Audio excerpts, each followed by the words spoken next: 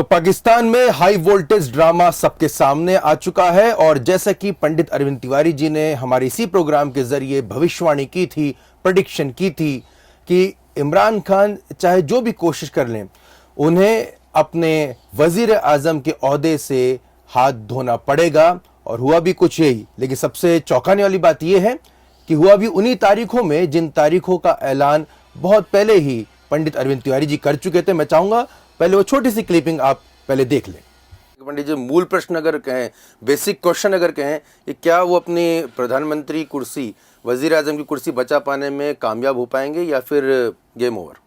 देखिए, मैं बहुत स्पष्ट रूप से कहूंगा कि इमरान खान साहब की सत्ता अब जाने वाली है और इमरान खान साहब को कोई भी नहीं बचा पाएगा।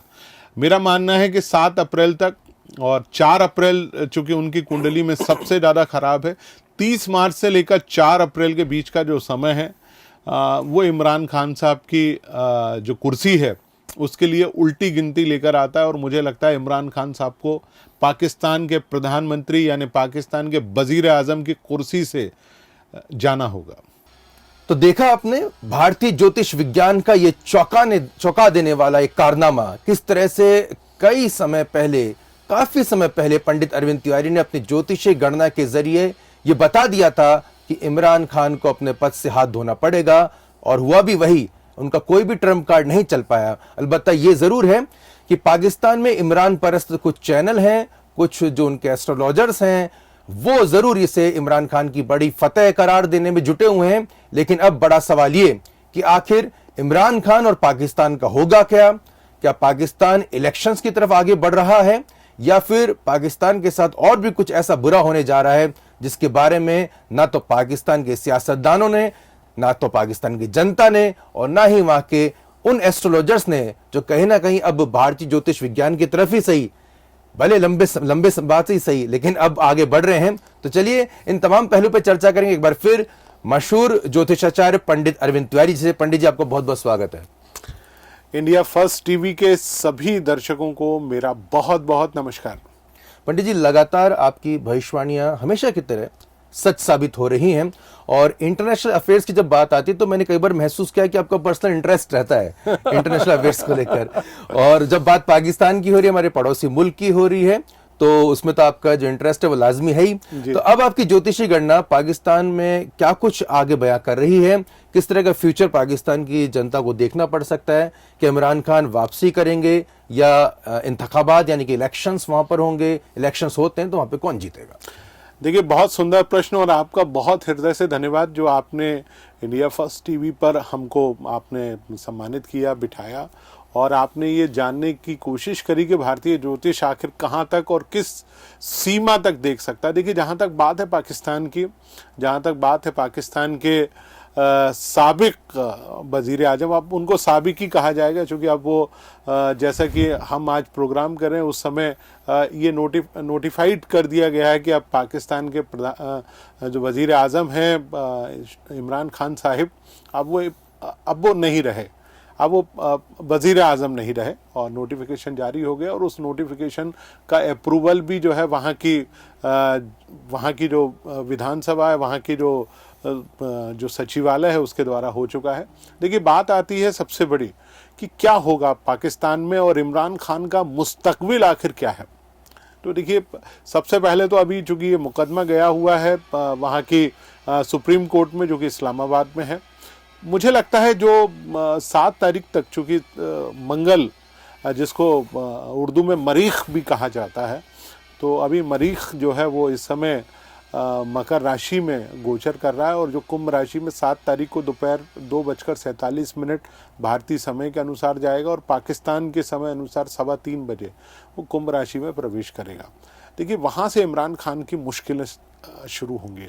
आप देखेंगे अभी 2-2.5 दिनों तक तो इसी प्रकार की जो स्थितियां हैं वो चलती रहेंगी, लेकिन सुप्रीम कोर्ट मुझे लगता है कि इस बाबत निर्णय जरूर लेगा कि क्या वहाँ के जो डिप्टी स्पीकर साहब हैं उन्होंने जो वहाँ की जो नेशनल असेंबली है जिसमें 3 तारीख को आदम एतमाद पर लेकर उन्होंने जो वहाँ के आइन की जो धारा 5 है उसके तहत उन्होंने जो निर्णय लिया वो वाकई में सही है या नहीं, तो उस पर ज़रूर रूलिंग आएगी।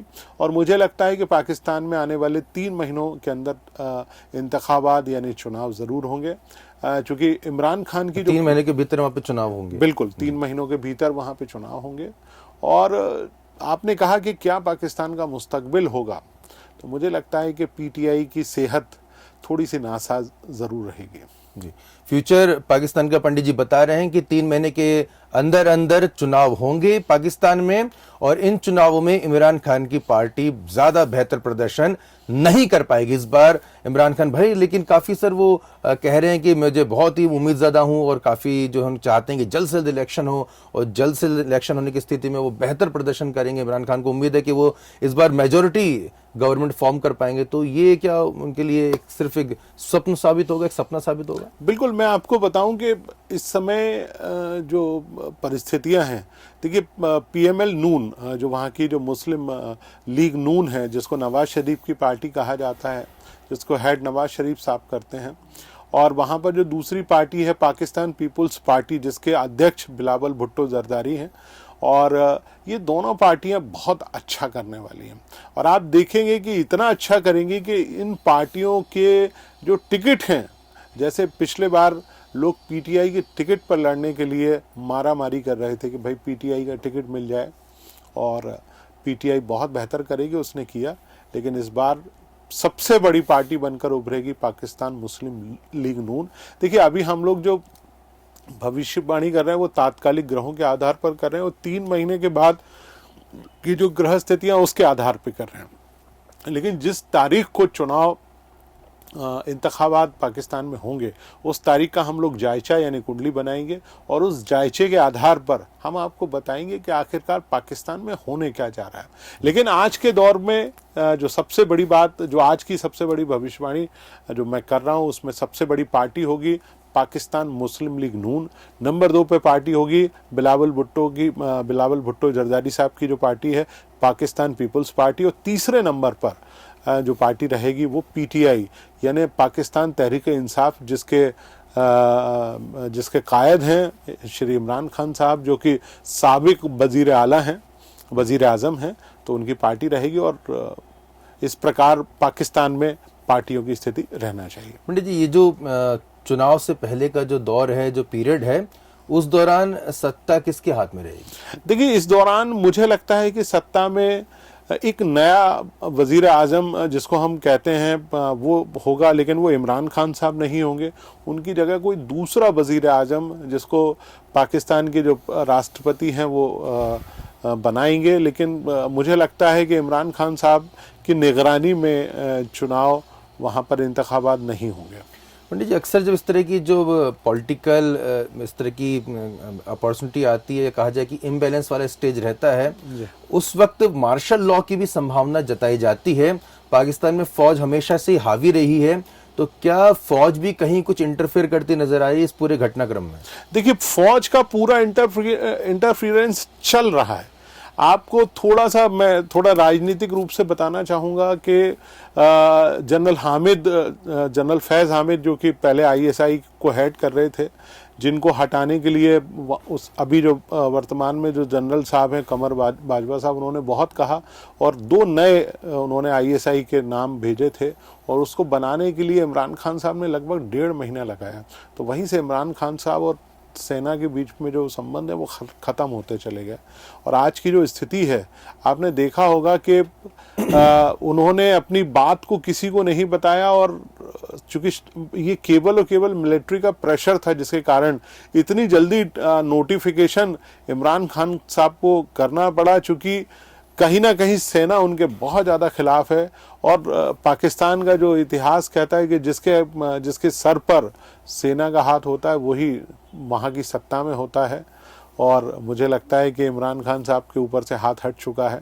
हालांकि कमर जावेद बाजवा साहब का कार्यकाल इसी साल के अंत में समाप्त भी हो रहा है, तो हम उस पर भी अपना एक वीडियो आपके ऊपर ज़रूर हमारे इसी चैनल के माध्यम से प्रस्तुत करेंगे कि क्या कमर जावेद बाजवा साहब को अगला एक्सटेंशन मिलेगा अथवा नहीं। पंडित जी, एक मैं सवाल लेकिन यहाँ पे जरूर लेना चाहूंगा कि बाजवा साहब ने कहीं ना कहीं अमेरिका का साथ दिया है, उनके पक्ष में बयान दिया, वहीं दूसरी ओर इमरान खान ने सीधे तौर पर जो पाकिस्तान में जिस तरह से पॉलिटिकल इम्बैलेंस हो रहा है या उठापटक चल रही है उसके लिए अमेरिका को जिम्मेदार ठहराया। यानी कि दो बड़े, एक देश का एक वजीर आजम रहे हैं, एक देश के सेनाध्यक्ष रहे हैं, वो दोनों अलग अलग बयान दे रहे हैं, एक अमेरिका के पक्ष में, एक अमेरिका के खिलाफ। तो ये किस तरह की स्थिति आप देख रहे हो और इसका पाकिस्तान को क्या अंजाम भुगतना पड़ सकता है? देखिए, मैं आपको बताऊं कि इमरान खान कमर जावेद बाजवा के कारण ही सत्ता में आए थे और उन्हीं के कारण उनको सत्ता मिली, और आज सत्ता भी गई तो केवल उनके हाथ हटा लेने से। जब पाकिस्तान की मिलिट्री एस्टेब्लिशमेंट न्यूट्रल हो गया तो उसके कारण सत्ता गई, और अगली बार भी पाकिस्तान में जो सत्ता आएगी, जो पाकिस्तान में इंतखाबात होने वाले हैं, हालांकि अभी जो बात चल रही है उसमें मैं दो चीज़ें आपको बताऊं। हमारे यहाँ जैसे भारत में यानी हिंदुस्तान में इलेक्ट्रॉनिक वोटिंग सिस्टम यानी ईवीएम के थ्रू वोटिंग होते हैं, वहाँ भी उसकी तैयारी चल रही है, लेकिन वहाँ इतनी अभी व्यवस्थाएं नहीं है मशीन्स की, इसलिए वहाँ फिर से वही मत पर्ची के आधार पर वोट डालेंगे। और मैं आपको बहुत दावे के साथ कह सकता हूँ कि आज की जो स्थिति है, ग्रहों की जो स्थिति है, दोनों की कुंडली, इमरान खान और कमर जावेद बाजवा दोनों की कुंडली के सितारे एक दूसरे से टकरा रहे हैं, और उसका परिणाम यही होगा कि इमरान खान उस स्थिति में चले जाएंगे कि जहां वो कभी हुआ करते थे। वो हमेशा अपने आप को कहते थे कि मैंने 92 का वर्ल्ड कप जीता है, तो वो एक इतिहास के पन्नों पर हमेशा दर्ज रहेगा कि वो कभी पाकिस्तान के वजीर आजम हुआ करते थे। पंडित जी, जो तस्वीर, मेरा ये आखिरी सवाल होगा, जो तस्वीर हम लगातार टेलीविजन के माध्यम से, सोशल मीडिया के माध्यम से देख रहे हैं, वह पाकिस्तान की जो जनता है, जो पब्लिक है, वो अब खुलकर सामने आ रही है। हम बलूचिस्तान में देखते हैं तो वो खुलकर विरोध कर रहे हैं, प्रदर्शन कर रहे हैं, प्रोटेस्ट कर रहे हैं। हम सिंध में देख रहे हैं, वो भी अपने हकों के लिए आवाज उठा रहे हैं। कराची की हालत बहुत खराब है, बहुत खराब। हम लाहौर की बात करते हैं तो कहीं ना कहीं पंजाब जो है वो डोमिनेट करना चाहता है पूरी तरह से पूरे पाकिस्तान में। और अगर हम खैबर पख्तूनख्वा की बात करते हैं तो वो कहीं ना कहीं वो टच ही महसूस कर नहीं पाता, वो ताल्लुक ही नहीं समझ पाता है कि वो अफगानिस्तान का है कि पाकिस्तान का है। तो वो उनके अंदर सेंस ऑफ बिलोंगिंगनेस भी दिखाई नहीं देती है। बिल्कुल, ये जो वक्त इस समय है जहाँ पे पूरे अपोजिशन जो है वो पूरे कहीं ना कहीं प्रोटेस्ट कर रहा है, और वहीं इमरान खान भी अपोजिशन को निशाने पे ले रहे हैं। तो कहा जा सकता है एक दूसरे के खिलाफ जमकर बयानबाजी हो रही है। लेकिन इस बार जो सबसे महत्वपूर्ण पॉइंट वो ये है कि सब कुछ सोशल मीडिया के जरिए, इंटरनेट मीडिया के जरिए गांव-गांव तक, शहर-शहर तक, घर-घर तक पहुंच रहा है, आम आदमी तक पहुंच रहा है। जो इससे पहले पाकिस्तान में सत्ता परिवर्तन हुआ है उस दौरान सोशल मीडिया फैक्टर नहीं था। मेरा सवाल यह है कि इस वजह से जब पूरा देश के जो तमाम सियासतदान हैं उनकी इज्जत तार-तार हो रही है, पूरे जो विरोध प्रदर्शन है वो खुलकर एक दूसरे के सामने आ रहे हैं, पाकिस्तान किस हद तक गरीबी के कगार पे पहुंच गया वो आम जनता को समझ में आ रहा है, वहां की जनता हिंदुस्तान की जो है हुकूमत उसकी तारीफ करते हुए नजर आ रही है। यहां तक इमरान खान ने भी हिंदुस्तान की गवर्नमेंट की तारीफ की है। मेरा सवाल इतना सा है कि ये किस तरह का इंडिकेशन है भविष्य में पाकिस्तान किस ओर जाता आपको दिखाई दे रहा है? देखिए, मैं आपको बताऊं कि पाकिस्तान 14 अगस्त 1947 को आज़ाद हुआ। मेष लग्न और मिथुन राशि का देश है। मिथुन राशि आद्रा नक्षत्र में पाकिस्तान का जन्म हुआ। राहु का नक्षत्र होता है आद्रा। जेमिनी, जिसके बारे में कहा जाता है ड्यूअल माइंड, माने दोहरे मानसिकता और दोहरे विचारों का देश पाकिस्तान है। और आप देखिए कि इस समय की जो दशा चल रही है पाकिस्तान के ऊपर, वो किसी भी स्वरूप में ठीक नहीं चल रही। मैं एक इंडिकेशन आपको ज़रूर देना चाहूँगा भविष्य को लेकर। जब शनि का गोचर मीन राशि से निकलकर मेष राशि की ओर यानी 2027 में आगे बढ़ेगा, पाकिस्तान के लिए सबसे बुरा दौर होगा। वो 2.5 साल पाकिस्तान के लिए सबसे ख़राब होंगे, और उस दौर का वही अंजाम होगा कि पाकिस्तान से टूटा और एक देश बना बांग्लादेश। और इस बार पाकिस्तान से कितने हिस्से टूट के कितने देश बनेंगे ये देखने वाली बात है। लेकिन वर्तमान दौर में मैं आपको इतना कह सकता हूँ, आने वाले 2 सालों में पाकिस्तान में इतना ज़्यादा अंतर्विरोध बढ़ेगा जो आज श्रीलंका की हालात है।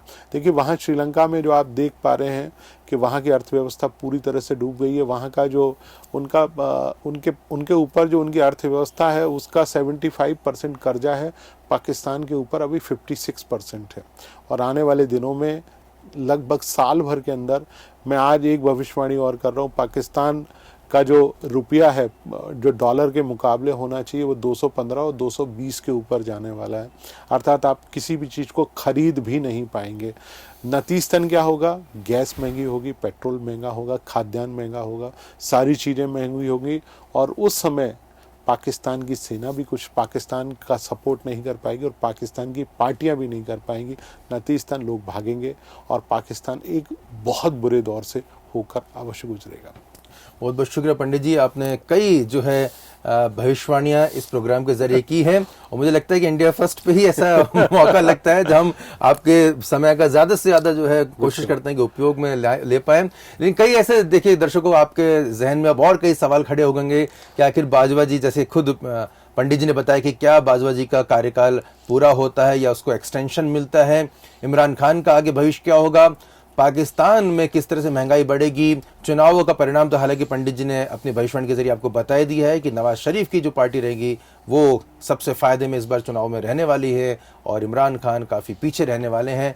तो ये तमाम जो आपको ख्यालात यहाँ पे समझ ही आ रहा होगा किस तरह के पाकिस्तान का फ्यूचर यहाँ पर दिखाई दे रहा है। मैं सिर्फ क्लोजिंग में इतना कहूँगा कि जड़ से जब कोई व्यक्ति टूट जाता है, जड़ से जब कोई डाल अलग हो जाती है तो कुछ समय के लिए जरूर वो हरी हुई दिखाई देती है, कुछ समय जरूर कुछ बूटे उसमें पनपते दिखाई देते हैं, लेकिन लंबे अरसे बाद जब वो सूखती है तो उसे एहसास हो जाता है कि जड़ से टूटने का अंजाम आखिर क्या होता है। शायद पाकिस्तान के लोग यही कुछ समझ रहे होंगे और उन्हें भारत की याद आ रही होगी। अगर आपको भी इसी तरह भारत की याद आती है तो इंडिया फर्स्ट को जरूर लाइक करें और चैनल को सब्सक्राइब जरूर करें, क्योंकि पंडित अरविंद तिवारी जी की भविष्यवाणियां यहाँ पर अक्सर आपको मिलती रहा करेगी।